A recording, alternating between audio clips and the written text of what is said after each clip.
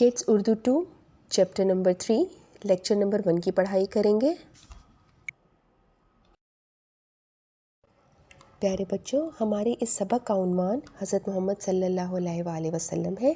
यहाँ हम अपने आखिरी नबी की ज़िंदगी के बारे में कुछ मालूमात हासिल करेंगे, कुछ सीखेंगे। तो चलिए हम अपनी पढ़ाई का आगाज़ करते हैं। हज़रत मोहम्मद सल्लल्लाहु अलैहि वसल्लम अल्लाह ताला के आखिरी नबी और रसूल हैं। आप अरब के मशहूर शहर मक्का मुकरमा में पैदा हुए।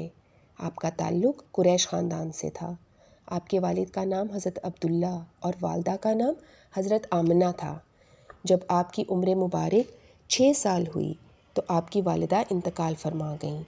आपके दादा हज़रत अब्दुल मुत्तलिब ने आपकी परवरिश की। जब आप 8 साल के हुए तो आपके दादा भी इंतकाल फरमा गए।